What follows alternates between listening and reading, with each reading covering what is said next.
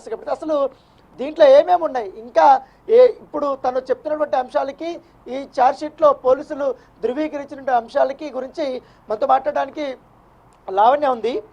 లావణ్య, ఏంటి ఇప్పుడు దాదాపు మీరు 3 నెలల నుండి చెప్తున్నారు ఇదే అంశాలు ఇప్పుడు ఛార్జ్షీట్లో కూడా పొందుపరిచారు, రాజుని నిందితుడిగా చేర్చారు. ఏంటి ఫస్ట్ రియాక్షన్ ఏంటి మీది? నేను ముందు నుంచి కూడా ఇదే చెప్పుకుంటూ వచ్చానండి, ఎవరు నన్ను నమ్మలేదు.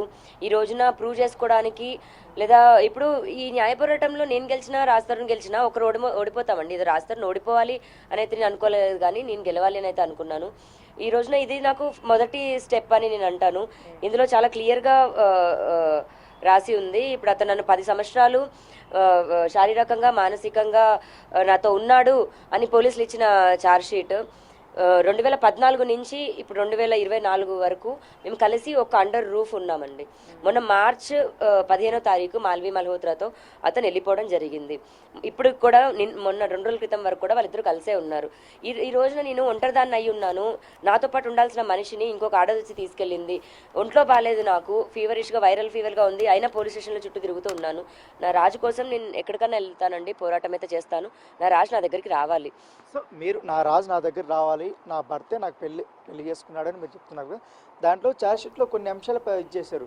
మీకు మిస్క్యారేజ్ అయినట్టు, తర్వాత మీకు కొన్ని హాస్పిటల్కి సంబంధించినటువంటి బిల్స్ కూడా అతనే కట్టినట్టు, తర్వాత మీరు 2 times 3 times సూసైడ్ అటెంప్ట్ చేసుకున్నారనేసి కూడా రాశారు.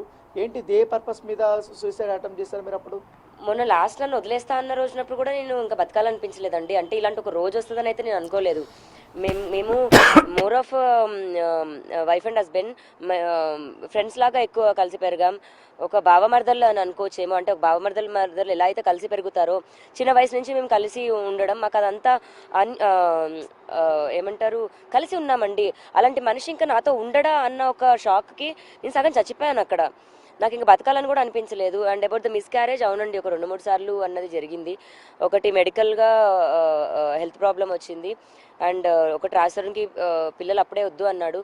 అతను ఏం చెప్తే అదొక అండి. ఇప్పుడు 2-3 సార్లు మీరు రాజుని వల్లనే గర్భం దాల్చారా? అవునండి. మాకు ఎప్పుడైతే పెళ్లి చేసుకున్న కొత్తలో ఫస్ట్ ప్రెగ్నెన్సీ వచ్చింది. సో అప్పుడే వద్దు అంటే ఇంకా అప్పటికే మేము ఇంకేం సెటిల్ అవ్వలేదండి. అప్పుడే వద్దు అన్న దగ్గర ఇద్దరి పరంగా మెడిసిన్స్ త్రూ ఒకసారి అబార్షన్, అలా నెక్స్ట్ది సర్జరీ చేశారు. నా బాడీలో ఒక ఆర్గాన్ తీసేశారు. బట్ ఇంకొక ఆర్గాన్ ఉంది, నేను తల్లిని కాగలను.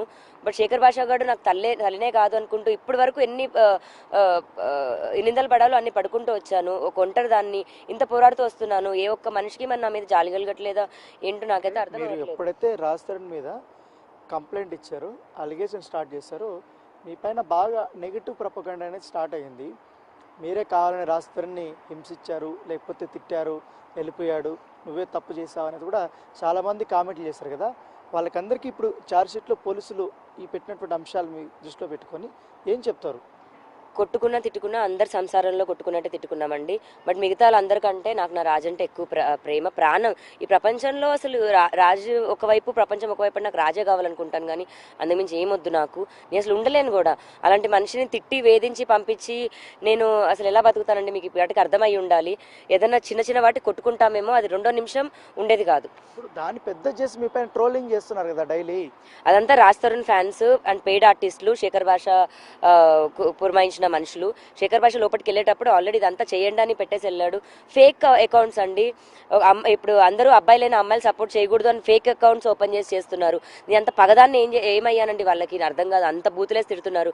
ఈ రోజు నేను మాల్విని తిట్టాను అని అంటే నాకు ఒక హక్కు ఉంది, నేను తిట్టుకున్నాను. మరి నేను మీడియాకి వచ్చాను, ఫైట్ చేస్తున్నాను, దానికి జనాలకి తిట్టే అర్హత ఉన్నప్పుడు, తిడతాము మా ఇష్టం అన్నప్పుడు, మరి నేను మాల్విని తిడితే తప్పేంటండి? సింపుల్. అంటే ఏంటి ఇప్పుడు మొన్న ముంబైకి వెళ్ళారు, ఓకే, తర్వాత మీరు అతన్ని కలిశారు, మాట్లాడారు, తర్వాత ఎందుకు మీ పైన కేసులు పెట్టినట్టున్నారు వాళ్ళు? అవునండి, ట్రెస్ పాసింగ్ అని కేసు పెట్టారు. బట్ అక్కడ మేము ట్రెస్ పాసింగ్ అయినప్పటికీ అయినా సరే మా రాజున్నాడు, నా మనిషి కోసమనే వెళ్ళాను, తీసుకొచ్చుకుందామని. వినాయక చవితి 10 సంవత్సరాలు కలిసి ఉన్నాము, ఈ సంవత్సరం కలిసి లేము అన్న ఒక షాక్కి నేను తట్టుకోలేకపోతున్నానండి. నా మనిషిని నేను తెచ్చుకుందామన్న దానిపైనే వెళ్ళాను. అక్కడికి వెళ్ళిన తర్వాత వాళ్ళిద్దరు నిజంగానే కలిసి ఉన్నారు, పంపించమని అడిగాను. అండ్ రాజు నిజంగా లేచి వస్తున్న టైంకి అమ్మాయి కంట్రోల్ చేసిందండి. లోపలికి పోతున్నాడు, కూర్చుంటున్నాడు. అంత భయంకరమైన కంట్రోల్ పెట్టుకుంది. రాజ్ తరుణ్ న్యూడ్ వీడియోస్ పెట్టుకొని రాజ్ తరుణ్ని బ్లాక్మెయిల్ చేస్తుందంట. రాజ్ నువ్వేం భయపడకు, వచ్చేసాయి ప్లీజ్. కాదు, ఇప్పుడు మీ ఎపిసోడ్ అంతా పోలీసులు మొత్తం ఇన్వెస్టిగేషన్ చేశారు కదా, ఇన్వెస్టిగేషన్ చేసిన తర్వాత ఇప్పుడు ఛార్జ్షీట్ కోర్టులో వేశారు. దాంట్లో అంతా కూడా రాజ్ తరుణ్ మీతో ఉన్నాడు, మిమ్మల్ని మోసం చేశాడనేసి కూడా దాంట్లో పోలీసులు చెప్పారు. బయట చేస్తున్న నెగిటివ్ స్ప్రెడ్కి ఇప్పుడు పోలీసుల నుంచి మీకు న్యాయం జరిగింది అనుకుంటున్నారా? మంచి ఎంక్వైరీ ప్రాపర్ వేలో జరిగింది అనుకుంటున్నారా? యా అండి, న్యాయం జరిగింది కదండి. ఇప్పుడు నేను ఏదో ఫ్యాబ్రికేటెడ్ ఏదో అయితే పోలీసులు ఎందుకు ఇది చేస్తారండి? మేము ఉన్న మాట నిజం. ఇంకా మేము గొడవ పడుతూ ఉన్నాము, సంసారం చేస్తూ ఉన్నామా లేదా హ్యాపీగా లేమా అన్నది ప్రతి సంసారంలో ఉండేదే. అలా మాకి ఉండడమే కానీ మేము ఒక ఇంట్లో ఉండడం, సంసారం చేసుకోవడం, రాజ్ తరుణ్తో ఉండడం అన్నది నిజమండి. మొన్న ఇప్పుడు మీరు మధ్యాహ్నము ఇప్పుడు నార్సింగ్ పోలీస్ స్టేషన్లో థెఫ్ట్ కేసు పెట్టారు రాజ్ తరుణ్ మీద, మాల్వి మల్హోత్రా మీద. ఏంటి బంగారము, డాక్యుమెంట్స్, నగదు పోయిందనేసి ఇచ్చారు. ఏంటి కంప్లైంట్ నిజంగానే ఇచ్చారా? ఇదేనా కంప్లైంట్? కంప్లైంట్ ఇదే ఎఫ్ఐఆర్ ఫైల్ అయింది. కాపీ ఆన్లైన్లో, అక్నాలజ్మెంట్ ఇది కాపీ ఆన్లైన్లో ఉంది. అంటే ఏమని ఇచ్చారు, ఏమేమి పోయిందని ఇచ్చారు? సో మార్చ్లో రాజ్ తరుణ్ వెళ్ళిపోతూ బీరువా తాళాలు కూడా తన దగ్గరే ఉన్నాయండి. తర్వాత నాకు మాట్లాడడానికి కూడా ఎప్పుడు ఇదేం అవ్వలేదు రాజ్ తరుణ్ తోటి మాట్లాడడానికి. నేను వచ్చినప్పుడు ఇస్తాను, మాట్లాడినప్పుడు కొన్నిసార్లు కూడా వచ్చినప్పుడు ఇస్తాను ఇలా అయింది, కానీ ఇవ్వలేదు నాకు. సో నిన్న మేము వెళ్ళినప్పుడు తాళం చెల్లి ఇచ్చాడు. నిన్న చూస్తే బంగారం లేదండి. నేను దానికి సంబంధించిన ఎవిడెన్సెస్, మాల్వి మా ఇంటికి వచ్చిన చాట్, నేను మళ్ళీ మాల్వితో మాట్లాడిన కాల్ అప్పుడు నువ్వు ఎందుకు మా ఇంటికి వచ్చావన్న కాల్స్, అవన్నీ ఎవిడెన్సెస్ ఇచ్చాము. ఫైనల్గా ఏం చెప్తారు లావణ్య? ఏంటి నిజంగానే మీకు న్యాయం దొరుకుతుంది అనుకుంటారు? ఇప్పుడు మీ పైన ట్రోలింగ్ చేస్తున్న వాళ్ళకందరికీ ఏం చెప్తారు మీరు? వాళ్ళకి ఏం సమాధానం చెప్తారు? వాళ్ళ ఇంట్లో లాగా నేను కూడా ఒక ఆడపిల్లనేనండి. నేను ఇక్కడ ఏమైనా తప్పు చేశాను అంటే నా మ్యారేజ్ని లీగల్ చేసుకోకపోవడమే తప్పు. బట్ అది నేను నమ్మి ఆ మనిషిని ఇలాంటి ఒక రోజు రాదు అనుకొని ఉన్నాను. కానీ ఈ అంశం కూడా ఇచ్చారు, మీరు రిజిస్టర్ చేయమని అడిగారా రాస్తారని? అవును, ఎగ్జాక్ట్లీ. చాలాసార్లు రిజిస్టర్ చేయమని అడిగాను. అతను వద్దు అనేవాడు, పెళ్లి వద్దు అనేవాడు. నేను నా పేరెంట్స్కి చెప్పుకోలేక అవి కూడా అన్ని ఇబ్బంది పడ్డాను. వీసా ప్రాబ్లం ఏంటిది? మీ మ్యారేజ్కి వీసాకి ఏంటిది సంబంధం? మ్యారేజ్కి వీసా ఏం కాదండి. నేను వెళ్ళిపోవడం గురించి మ్యారేజ్ రిజిస్టరో లేకపోతే డైవర్సో, పోనీ డైవర్స్ ఇవ్వమంటే డైవర్స్ ఇవ్వడు, విడిపోవడానికి డైవర్స్ ఇవ్వడు, పెళ్లి చేసుకోడు. ఎంతవరకు ఇది కరెక్ట్? ఇప్పుడు కూడా మాల్విన్ మల్హోత్రా కూడా పెళ్లి చేసుకోరంటాడు. నాకు డైవర్స్ ఇమ్మనండి. పోనీ నేనేమి రాస్తారు నా సైకో దాన్ని నాతోనే ఉండాలని కూడా అనుకోను. వచ్చి క్లోజర్ ఇమ్మనండి, నాకు డైవర్స్ ఇమ్మనండి, చట్టపరంగా ఏదైతే ఉందో అలా లీగల్గా వెళ్ళిపోమనండి, మాల్విన్ పెళ్లి చేసుకోమనండి. నేను ఇంత బాధపడుతున్నాను, ఇంత అనుభవించాను, ఇప్పటికి కూడా మాల్వి మల్హోత్రాకి రాస్తారని కావాలనుకుంటే నాకు విడాకులు ఇచ్చి తను పెళ్లి చేసుకోమని కూడా తను చెప్తున్నారు. ఎందుకంటే నేను ఇన్ని రోజులు చెప్పినవన్నీ కూడా వాస్తవాలు, అదే అంశాలని పోలీసులు ప్రస్తావించారంటూ కూడా తను చెప్పినటువంటి పరిస్థితి కనపడితే ఏమన్నారు.